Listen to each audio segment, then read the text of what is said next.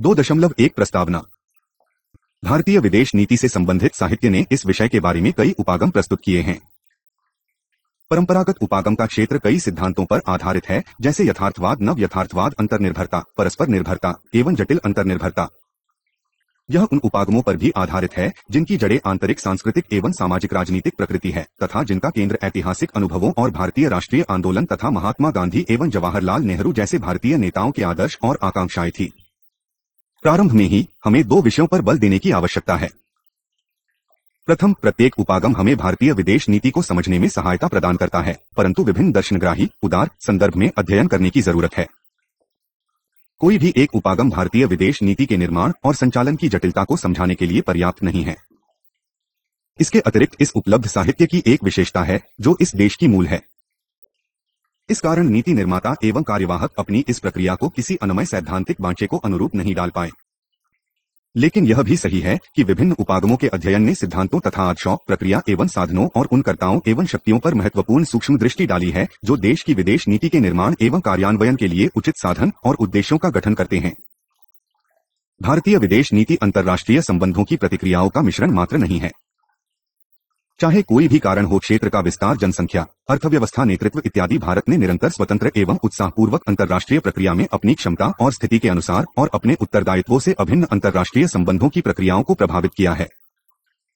2.2 भारतीय विदेश नीति के राजनीतिक यथार्थवाद तथा जटिल नवयथार्थवाद उपागम।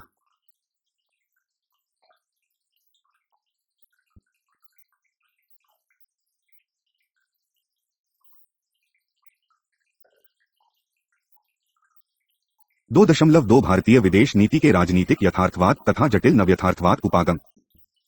यह तर्क स्वयं सिद्ध है कि शायद अमेरिका को छोड़कर भारत की विदेश नीति के संस्थापक अथवा भारतीय युद्धनीतिज्ञों पर यथार्थवाद का अभिभावी प्रभाव रहा था। कम से कम 6 अभिज्ञेय समूहों के सोपानक अर्थात सैनिक, राजनयिक, दूतवर्ग, नौकरशाही जिसमें विदेश सेवा भी सम्मिलित है, राजनीतिक वर्ग, मीडिया एवं परिषद सदस्य से नीति विशेषज्ञ तथा विदेश नीति संगठन से वैज्ञानिकों एवं तकनीकी कर्ताओं के समुदाय भारत की विदेश नीति के निर्माण में सहायक है। युद्धनीतिज्ञ समूह आपस में सम्मिलित हैं तथा राजशक्ति का व्यवहार समूह जैसे अन्य लोगों से ज्यादा उपयोग करते हैं। यद्यपि आर्थिक उदारीकरण के कारण व्यापार का प्रभाव बढ़ रहा है और यह विभिन्न सरकार व्यापार परामर्शक प्रक्रियाओं में दिखाई पड़ता है। उक्त उल्लिखित 6 अभिज्ञेय समूहों के मध्यम सोपानक भले ही प्रभाव न कर सकें, परंतु लोकप्रिय स्तर पर नीति को वैधता प्रदान करते हैं। यह आश्चर्यजनक नहीं है क्योंकि विदेश नीति एवं कूटनीति को विशिष्ट वर्ग भी प्रभावित करते हैं। भारत के वृद्धनीतिज्ञ राजनीतिक यथार्थवाद व साधारण यथार्थवाद की परिसीमा के अंतर्गत ही कार्य करते हैं। यह बुद्धनीतिज्ञ स्वयं को दूरदर्शी, उत्तरदायी एवं अनुमति मानते हैं और व्यावहारिक समस्या को समाधान के लिए अभिमुखी या अनुकूल माने जाते हैं। ये युद्धनीतिज्ञ समूह तदर्थ तरीके से प्रतिक्रिया करते हैं। इसके विपरीत ये युद्धनीतिज्ञ समूह विदेश नीति के उद्देश्यों की प्राप्ति के लिए अपने मूलभूत लक्ष्यों और साधनों से अभिज्ञ।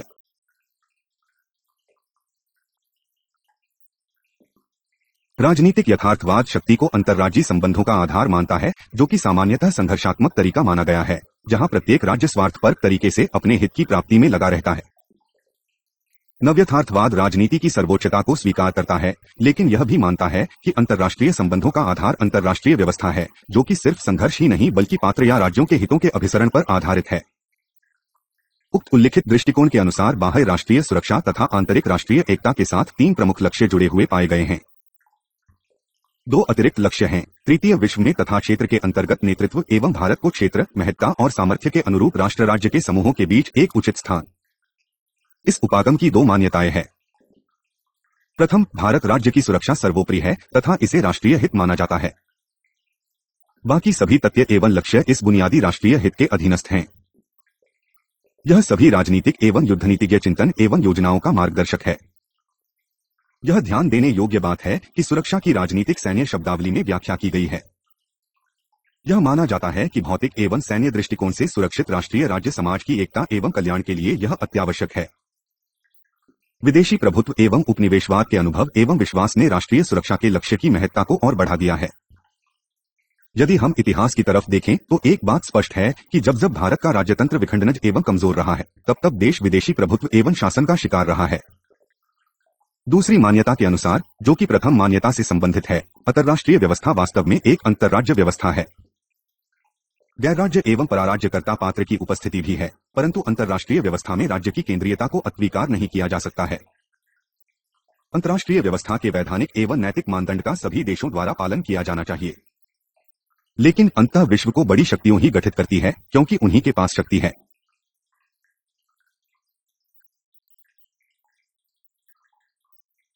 एक विवादास्पद विषय है, लेकिन शक्ति की सुस्पष्टता राज्य की शक्ति के रूप में ही व्याख्या की गई है। ऐसा कहा जाता है कि भारत संभवतः एक विश्व शक्ति है, इसीलिए उसे अपने सामर्थ्य को प्राप्त करने की कोशिश करनी चाहिए, इसकी विदेश नीति को इस आकांक्षा को प्रतिबिंबित करना चाहिए तथा इसकी उपलब्धियों को प्रोत्साहित करना चाहिए।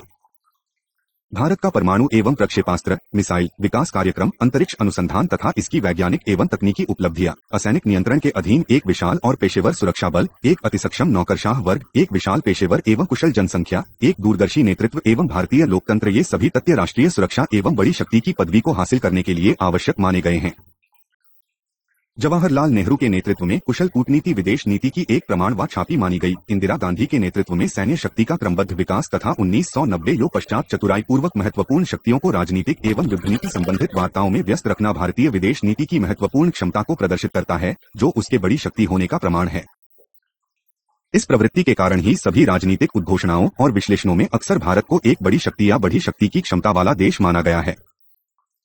परमाणु बम के परीक्षण एवं 1998 के बाद से प्रक्षेपास्त्र प्रौद्योगिकी के क्षेत्र में महत्वपूर्ण उपलब्धियों के कारण भारत को एक बड़ी शक्ति, कभी उभरती हुई शक्ति एवं कभी महाशक्ति कहकर संबोधित किया जाने लगा है।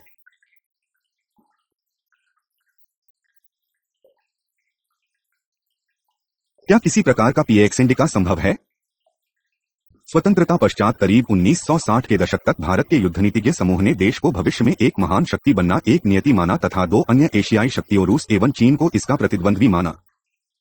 1980 के दशक तक भारतीय यथार्थवादियों का महत्वाकांक्षी दृष्टिकोण था, लेकिन उन्होंने भारत की क्षेत्रीय महत्ता को इस प्रकार प्रस्तुत किया कि समस्त विश्व इस तथ्य को स्वीकार कर ले। दूसरे शब्दों में, देश को दक्षिण एशिया में एक अग्रणी के रूप में प्रस्तुत करना, न कि एक आधिपत्य के रूप में। सोवियत संघ के विघटन तथा शीत युद्ध के पश्चात की अनिश्चितता के वातावरण में इस दृष्टिकोण को बल मिला और अंतर्राष्ट्रीय समुदाय ने भी भारत को एक बड़ी शक्ति के रूप में स्वीकार किया।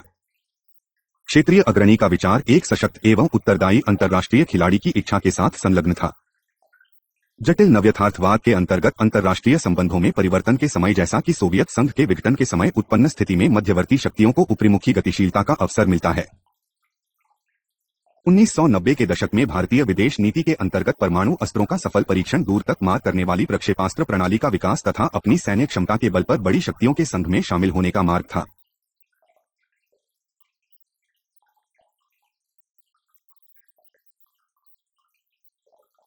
भारतीय विदेश नीति के यथार्थवादी दृष्टिकोण में कुछ ऐसे प्रसंग है जिनकी बार बार पुनरावृत्ति हुई। सर्वप्रथम सर्वथा यह देखा गया कि चीन भारत का संभावित या वास्तविक सैन्य प्रतियोगी या प्रतिद्वंद्वी है। 1962 के भारत चीन संघर्ष तथा सीमा विवाद ने इस दृष्टिकोण को बल प्रदान किया है कि दो बड़े और शक्तिशाली पड़ोसियों का प्रतिद्वंद्वी होना तय है, कम से कम समय समय पर तो अवश्य ही। पाकिस्तान का विद्वेष तथा जम्मू और कश्मीर के ऊपर विवाद, शीत युद्ध के समय सोवियत संघ की तरफ झुकाव एवं उसके साथ 1971 की मैत्री संधि तथा भारत अमेरिका संबंधों के हर एक पहलू का चीनी आयाम रहा। चीन का एक आर्थिक एवं सैन्य शक्ति के रूप में उदय का एशिया एवं प्रशांत तथा हिंद महासागर क्षेत्र की सुरक्षा में बड़ा एवं अप्रत्यक्ष प्रभाव पड़ेगा। परिणामतः क्षेत्रीय समीकरणों के असंतुलन एवं पुनः संतुलन बनने बिगड़ने से भारत की सुरक्षा और संप्रभुता प्रत्यक्ष प्रभाव पड़ेगा। चीन के इस असंतुलित प्रभाव के जवाब में भारत की विशाल जनसंख्या, जिसका स्थान विश्व में द्वितीय है, बढ़ता हुआ सकल घरेलू उत्पाद तथा कुशल मानवशक्ति एवं इसके 10 लाख से भी अधिक बड़े सुरक्षा बल को हमेशा तैयार रहना होगा।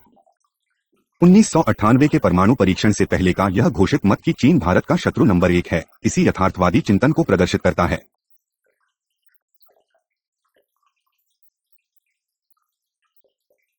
उपर्युक्त वर्णित विचार उस अंतः राज्य संबंध और भूराजनीतिक विचार की ऐतिहासिक धारणा को व्यक्त करता है जिसे यथार्थवादी मानते आए हैं।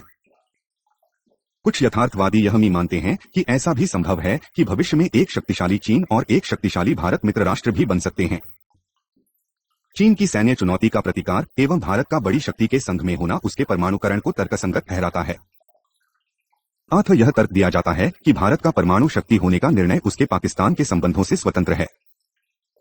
प्रतियोगी सुरक्षा उपागम का एक कथन कि हमारे प्रतिद्वंद्वी की असुरक्षा में ही हमारी सुचता है, यथार्थवादियों द्वारा कुछ समय तक प्रोत्साहित किया गया।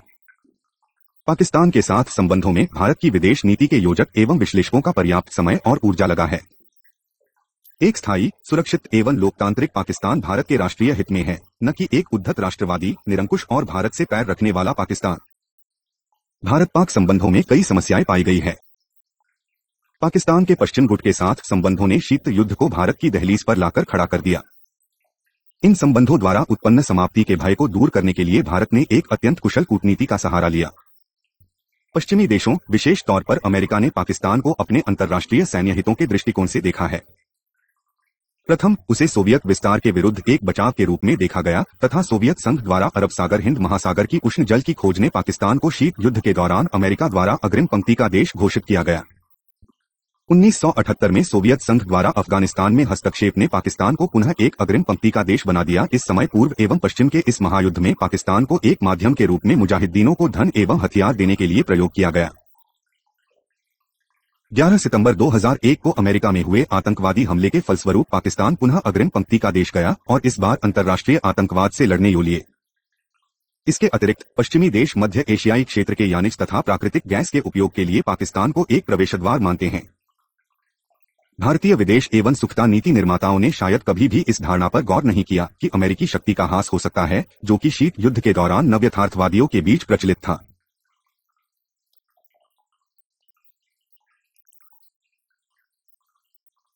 का विषय है चीन पाकिस्तान पूरी।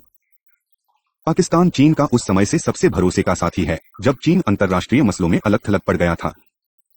चीन का पाकिस्तान को गुप्त रूप से उसके परमाणु एवं प्रक्षेपास्त्र विकास कार्यक्रम में मदद देना उनके भारत विरोधी रिश्ते को दिखाता है।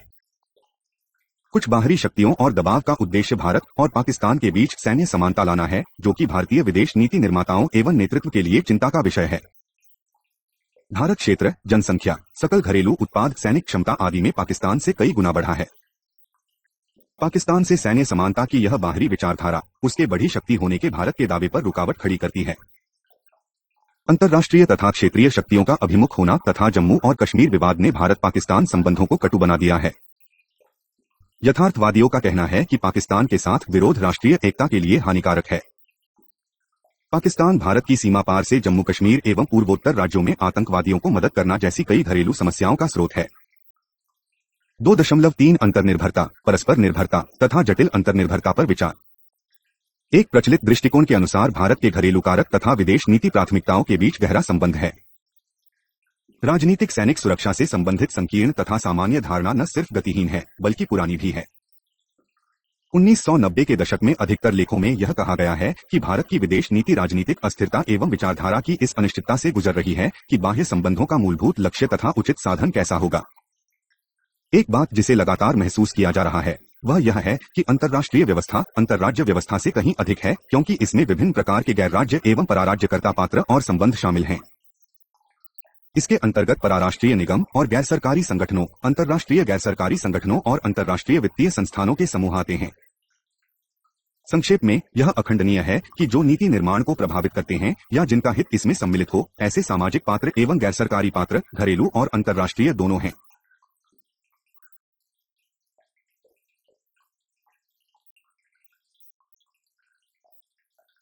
इसके अतिरिक्त यह कहा जा सकता है कि सैनिक राजनीतिक सुरक्षा किसी भी देश की सुरक्षा का सिर्फ एक पहलू है तथा यह परिभाषा सिर्फ संकीर्ण ही नहीं बल्कि गतिहीन भी है।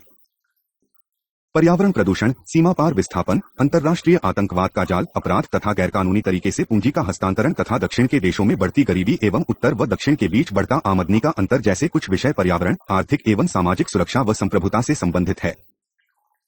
महाशक्तियों, जो कि अंतर्राष्ट्रीय संबंध की दिशा को प्रभावित करने में सक्षम हैं, भी समस्त विश्व की उस चुनौती का सामना कर रही है जो अत्यधिक अंतर्निर्भरता व बहुध्रुवीय है।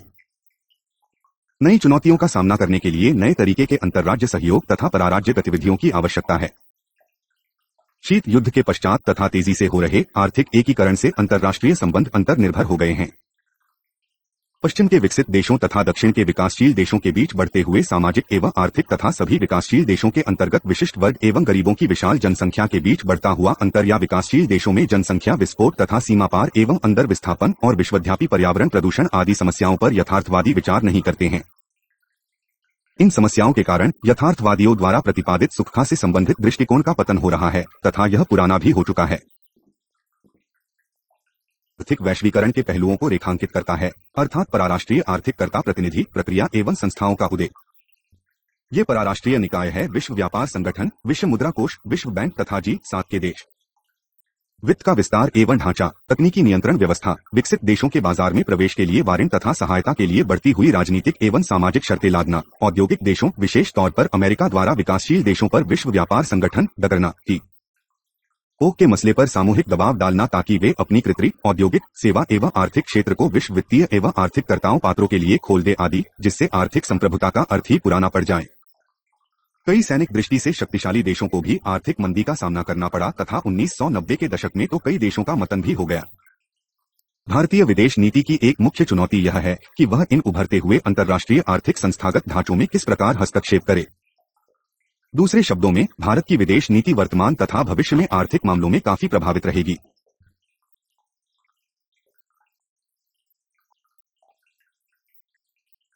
प्रश्न यह उठता है कि विश्व अर्थव्यवस्था में भारत का क्या स्थान रहेगा। यह प्रश्न शायद भारत के महाशक्ति बनने की स्थिति के लक्ष्य से ज्यादा महत्वपूर्ण है।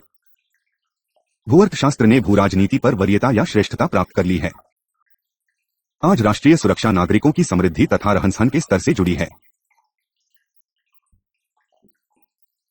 उपर्युक्त दृष्टिकोण के अनुसार भारत को स्वयं को यथार्थवादी ढांचे से तथा उसके पश्चात बड़ी शक्ति की स्थिति से मुक्त करना होगा। सर्वप्रथम, इस अंतःनिर्भर विश्व में महाशक्तियां भी अंतर्राष्ट्रीय संबंधों की प्रक्रिया को निर्णायक ढंग से प्रभावित नहीं कर सकती हैं। यह कथन इस समय विश्व की एकमात्र महाशक्ति मानी जाने वाले अमेरिका पर भी चरितार्थ होता है, जिसने शीत युद्ध के दौरान की शीत युद्ध के पश्चात ज्यादा प्रभावित किया। इंग्लैंड, फ्रांस एवं संभवतः जर्मनी एवं जापान जैसी अन्य बड़ी शक्तियों का प्रभाव और भी कम है। जटिल अंतःनिर्भर विश्व में शक्ति एवं प्रभाव का अंतर्राष्ट्रीय व्यवस्था के अंतर्गत विस्तार हुआ है, जो कि बहुध्रुवता तथा शक्तियों के सामंजस्य के उदय का समर्थन करता है। इन शक्तियों में भारत भी शामिल है। यह आवश्यक है कि भारत उन अवसरों का विवेकपूर्ण तरीके से लाभ उठाए जिन्हें वैश्वीकरण ने प्रदान किया है। भारत को अपने आर्थिक लक्ष्यों की पूर्ति को लिए समान विचार वाले देशों के साथ गठबंधन करना चाहिए। भारत के यथार्थवादियों ने चीन का एक संभावित बड़ी शक्ति या भविष्य की महाशक्ति के रूप में प्रस्तुत किया है। यह सलाह भी दी गई है कि भारत को चीन के साथ आर्थिक गठबंधन करके लाभ उठाना चाहिए तथा व्यावहारिक तरीके से आदान प्रदान की प्रक्रिया से सीमा विवाद को सुलझाना चाहिए। आज के समय में यह जरूरी नहीं है कि भौगोलिक निकटता एक प्राकृतिक तौर पर प्रतिद्वंद्विता के संबंध उत्पन्न करे। इसके विपरीत यह परासीमा व्यापार, निवेश तथा संयुक्त उत्पादन व्यवस्था की शुरुआत हो सकती है। चीन तथा भारत के बीच व्यापार भूअर्थशास्त्र के सिद्धांत को सही ठहराता है।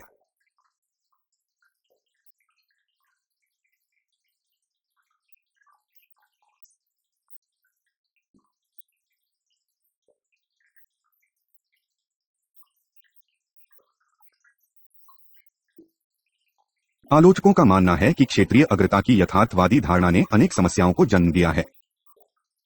इसके स्थान पर भारतीय विदेश नीति को दक्षिण एशिया में आर्थिक सहयोग पर ध्यान देना चाहिए। सामान्यतः दक्षिण एशिया केंद्रित विदेश नीति के दो पहलुओं पर बल दिया गया है। कम तथा मध्यम अवधि के लिए पाकिस्तान के साथ रिश्तों में तनाव घटाने के तरीके पर बल दिया गया है, जिससे धीरे धीरे संबंधों में बदलाव आ जाए। भारत को पाकिस्तान के साथ शांति अभियान शुरू करना चाहिए, जैसे विश्वास निर्माण की दिशा में कदम, परमाणु तथा उससे संबंधित मुद्दों की जांच के लिए पारस्परिक व्यवस्था करना, नागरिक समाज का अधिकतम मिलना जुलना आदि। दूसरे, इस धारणा के अनुसार भारत को दक्षिण एशिया में आर्थिक सहयोग के लक्ष्य को प्राप्त करने की चेष्टा करनी चाहिए। एक सशक्त दक्षिण एशियाई क्षेत्रीय सहयोग संगठन सार्क के अमाय में अन्य क्षेत्रीय आर्थिक संगठनों जैसे एशिया प्रशांत आर्थिक सम्मेलन एपेक अथवा दक्षिण अमेरिकी सामान्य बाजार मर्कोसूर आदि के साथ आर्थिक कूटनीति का एक सीमित लाभ मिलेगा और भारत को स्वयं की भी भविष्य में क्षेत्रीय प्रमुखता का मौका मिलेगा। क्षेत्रीय आर्थिक सहयोग अंततः दक्षिण एशिया में एक राजनीतिक समुदाय के गठन के एक साधन के रूप में देखा गया है, जो कि एक लंबे समय में इस क्षेत्र से अन्य बाह्य शक्तियों को दूर रखने के लिए आवश्यक है। एक जटिल दक्षिण एशिया केंद्रित नीति के द्वारा ही अशांत अंतर्राज्य संबंधों का एक स्थायी एवं संतोषजनक हल निकल सकता है, चाहे वह कश्मीर में अलगाववाद का गुदा हो, सीमा पार आतंकवाद, बांग्लादेशी घुसपैठिए या शरणार्थी हा, या श्रीलंका में तमिल का मुद्दा हो।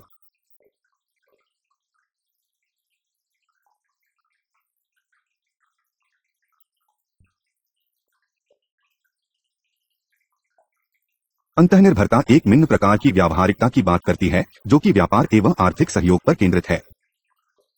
परिवर्तन के लक्षण स्पष्ट हैं। उदाहरण के तौर पर विदेश आर्थिक नीतियों में वित्त मंत्री का योगदान बढ़ गया है। जबकि विदेश मंत्रालय विशेषकर विदेशों में भारतीय दूतावासों का योगदान सहूलियत प्रदान करने का रह गया है। घरेलू क्षेत्रों में विदेश नीति का प्रभाव तथा निगम क्षेत्र की भूमिका बढ़ गई है। सरकार भले ही नीतियों का निर्माण करती है, परंतु निगम ही उसे कार्यान्वित करते हैं। यह एक विवादास्पद विषय है कि क्या भारत के निगम क्षेत्र युद्धनीति समुदाय के एक प्रभावशाली सदस्य बन सके हैं। यह ध्यान देने योग्य बात है कि उपर्युक्त विश्लेषण यथार्थवादी दृष्टिकोण का एक भाग है, जो कि अंतर्राष्ट्रीय व्यवस्था में परिवर्तन को स्वीकार करता है। भारत की नीति है कि वैश्वीकरण की तरफ पूरी तरह से बढ़े बिना ही राष्ट्रीय हित एवं सुरक्षा के परंपरागत राजनीतिक सैन्य आयाम को छोड़े बिना ही किसी तरह आगे बढ़ते जाना। 2.4 नई विश्व व्यवस्था।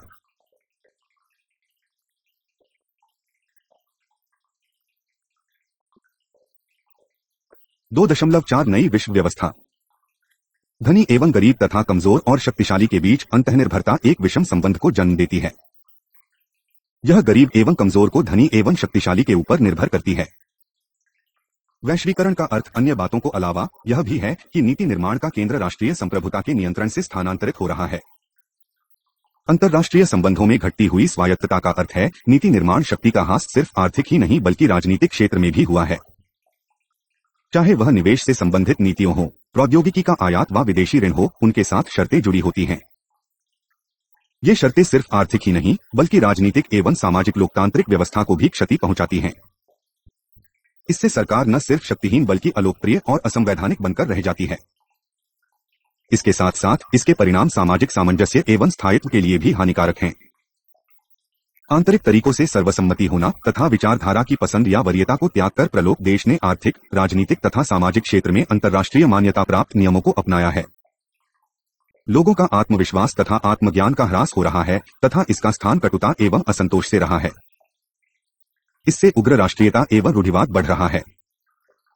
भारत की घरेलू अर्थव्यवस्था एवं लोकतांत्रिक व्यवस्था में भी अमेरिका तथा अन्य बड़ी शक्तियों का दबाव एवं अंतर्राष्ट्रीय मुद्रा कोष विश्व बैंक का हस्तक्षेप बढ़ रहा है।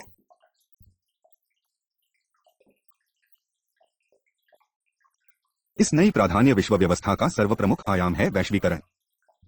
इसे अमेरिकी नेतृत्व में पश्चिमी देश भारत सहित दक्षिण के देशों के ऊपर थोप रहे हैं। इसका एक महत्वपूर्ण नतीजा है कि भारतीय विदेश नीति से नेहरूवादी दृष्टिकोण का ह्रास हुआ है। अंतर्राष्ट्रीय व्यवस्था में भारत का स्थान सिर्फ संकुचित हुआ है बल्कि गुटनिरपेक्षता की विदेश नीति में उसके कार्य की स्वायत्तता एवं नैतिक दृष्टिकोण का भी पतन हुआ है। अमेरिकी नेतृत्व द्वारा प्रचलित नई विश्व व्यवस्था के सिद्धांत ने दक्षिण के देशों की राष्ट्र राज्य की धारणा को खतरे में डाल दिया है। कई राज्यों का विघटन हुआ है और कई दूसरों में वहां की जनता की रक्षा एवं कल्याण के नाम पर हस्तक्षेप किया गया है। नई विश्व व्यवस्था ने परिश्रमपूर्वक सर्वसम्मति से तैयार की गई एक स्वतंत्र विदेश नीति राष्ट्रीय सुरक्षा, राष्ट्रीय एकता एवं लोकतांत्रिक व्यवस्था को संकट में डाल दिया है। आलोचकों ने भारत को नई विश्व व्यवस्था से खतरा बताते हुए आगाह किया है और चेतावनी भी दी है कि कहीं राष्ट्रीय लक्ष्य एवं आकांक्षाएं अमेरिकी एकपक्षीय एवं अंतर्राष्ट्रीय संस्थाओं की शर्तों की बंधक बनकर न रह जाएं। 2.5 गुटनिरपेक्षता एवं नेहरूवादी सर्वसम्मत। काफी समय के लिए विशेष तौर पर नेहरूवादी समय में गुटनिरपेक्षता भारतीय विदेश नीति के अध्ययन का एक मुख्य दृष्टिकोण था। भारत में कभी भी विश्व का दृष्टिकोण एवं वहां उसका स्थान इतना संसक्त नहीं रहा जितना कि वह गुटनिरपेक्षता के स्वर्णकाल को दिनों में 1950 एवं 1960 के दशकों में था। 1970 के दशक तक भारतीय विदेश नीति का लक्ष्य एवं साधन सामंजस्य के बजाय संसक्त था, जब नेहरूवादी सहमति का पतन हुआ क्योंकि भारतीय विदेश नीति अंतर्राष्ट्रीय विषयों पर उच्च नैतिकता का पालन करती थी तथा 1962 के चीनी आक्रमण के कारण गुटनिरपेक्षता भारतीय सुरक्षा को निश्चित करने में असक्षम रही और भारत की बड़ी शक्ति की महत्वाकांक्षा को धक्का लगा। यद्यपि यह अस्वीकार नहीं किया जा सकता है कि तृतीय विश्व एकता, जो गुटनिरपेक्षता का आधार था, आज भी भारतीय विदेश नीति को महत्वपूर्ण तरीके से प्रभावित करती रही है।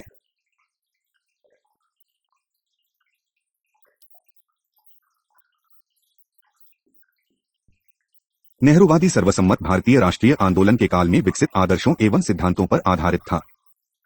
राष्ट्रीय आंदोलन में महात्मा गांधी का गहरा प्रभाव था। हम लोगों ने जो संघर्ष किया वह राजनीतिक स्वतंत्रता मात्र नहीं था बल्कि भारतीय सभ्यता का सांस्कृतिक एवं नैतिक उदय था। नेहरू ने 2 विश्व युद्धों के मध्य की अंतर्राष्ट्रीय संबंध की व्याख्या करने के लिए गांधीवादी नैतिक और सामाजिक आवश्यकताओं का संयोजन किया। नेहरू ने यह स्थापित किया कि अंतर्राष्ट्रीय संबंधों के 2 प्रमुख प्रतिमान हैं, शक्ति की राजनीति एवं बल प्रयोग का भय। इन प्रतिमानों के कारण ही प्रथम विश्व युद्ध महकार, राष्ट्र संघ की विफलता हुई, फांसीवाद का उदय हुआ तथा सहबंधन की राजनीति एवं उसके विपरीत सहबंधन के कारण ही द्वितीय विश्व युद्ध की शुरुआत हुई।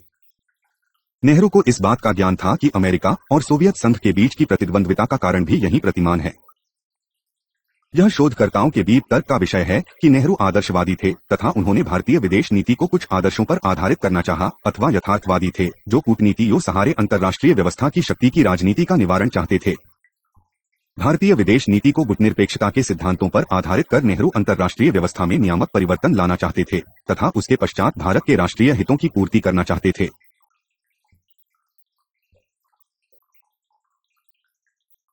उन्होंने इन लक्ष्यों की पूर्ति कैसे की? प्रथम, गुटनिरपेक्षता एशिया एवं अफ्रीका के नवोदित देशों की स्वतंत्रता और कार्यों में स्वतंत्रता पर आधारित थी। इस प्रकार नेहरूवादी विदेश नीति संप्रभु राष्ट्र राज्य को अंतर्राष्ट्रीय व्यवस्था में एक इकाई मानती है। द्वितीय, नेहरू संघर्ष जो शक्ति की राजनीति पर आधारित है के विपरीत अंतर्राष्ट्रीय व्यवस्था में अंतः राज्य सहयोग को प्रोत्साहित करना चाहते थे। यह आदर्शवाद एवं कठोर राष्ट्रीय हित का मिश्रण था जो उनके संरक्षण में भारतीय विदेश नीति के कम से कम 3 महत्वपूर्ण मामलों में दिखाई पड़ता है।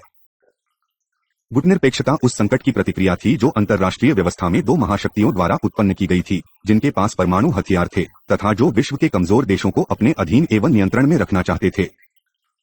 इस प्रकार महाशक्तियों की प्रतिस्पर्धा पश्चिम से बाहर भी फैलने लगी तथा इसके अंतर्गत विकासशील देश भी आ गए, जिससे अंतर्राष्ट्रीय व्यवस्था संकट में पड़ गई। दूसरे शब्दों में, शीत युद्ध के कारण सर्वव्यापक लोकतांत्रिक अंतर्राष्ट्रीय समाज का पतन होने लगा। गुटनिरपेक्षता यह सैद्धांतिक और एक दूरदर्शी कदम था जो गुट की राजनीति द्वारा तेजी से हो रहे अंतर्राष्ट्रीय लोक स्थान के ह्रास के विरुद्ध स्वायत्तता के लिए स्थान का विस्तार एवं सुरक्षा चाहता था। नेहरू एक अनुभूतिक्षम यथार्थवादी थे जिन्होंने अंतर्राष्ट्रीय संबंध की दिशा को पहचान लिया था तथा भारत एवं अन्य संघर्षरत उपनिवेशों को 1946 से ही विश्वविता के खतरों के विरुद्ध प्रेरित किया। भारतीय विदेश नीति के नेहरूवादी दृष्टिकोण की यह आलोचना की जाती है कि वह राष्ट्रीय सुरक्षा से जुड़े मामलों को महत्व नहीं देता है, परंतु गुटनिरपेक्ष दृष्टिकोण को समर्थकों का कहना है कि विदेश नीति के निर्माण की स्वायत्तता पर बल देकर तथा शीत युद्ध के प्रसार को रोककर राष्ट्रीय सुरक्षा के प्रश्न को हल किया गया है। भारत व पाकिस्तान के साथ संबंधों ने इस बात की पुष्टि कर दी कि गुटनिरपेक्षता आदर्शवाद से कहीं बढ़कर थी। गुटनिरपेक्षता ने पश्चिम की तरफ से मिले अवसरों से अपने को दूर नहीं किया था। भारत के विरुद्ध सोवियत चीन धुरी के निर्माण को हतोत्साहित किया, जो 1957 तक अच्छे मित्र थे, तथा कश्मीर के मसले पर भारत एवं पाकिस्तान के रिश्ते को अक्षुण्ण रखा, जबकि पाकिस्तान पश्चिमी गठबंधन का सदस्य था। चीन द्वारा भारतीय सुरक्षा की चुनौती का सामना भी नेहरू ने इसी कूटनीति से किया। प्रथम, पंचशील एवं हिंदी चीनी भाई भाई एवं इसकी बाद खुश्चेव वो समय सोवियत संघ से निकट संबंध स्थापित करके, जिसने गुटनिरपेक्ष आंदोलन को अपना स्वाभाविक मित्र कहकर स्वीकार कर लिया। चीन से युद्ध में हार के बावजूद कुशल कूटनीति पर विश्वास रहा ताकि भारत एक महत्वपूर्ण शक्ति रहे और इसी समय अंतर्राष्ट्रीय संबंध को शक्ति की राजनीति से दूर रखना नेहरू के कार्यकाल में भारतीय विदेश नीति की पहचान है।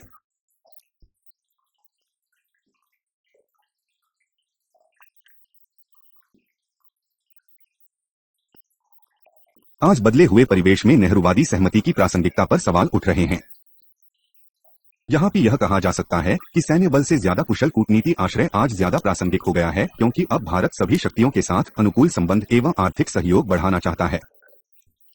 यह उस दृष्टिकोण के विपरीत है जो यह कहता है कि नेहरूवादी सहमति पुराना सिद्धांत हो चुका है तथा उसका परित्याग कर दिया गया है।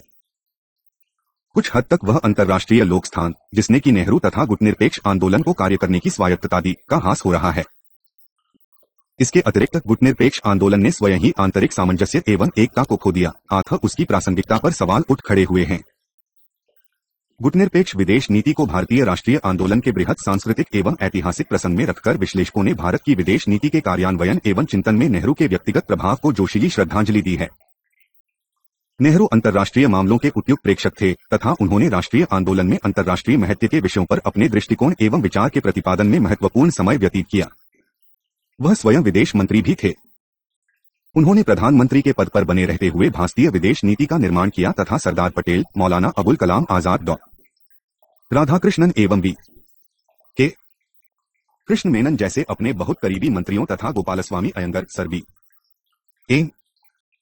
राय, सर गिरिजा शंकर वाजपेयी एवं भारत के प्रथम विदेश सचिव के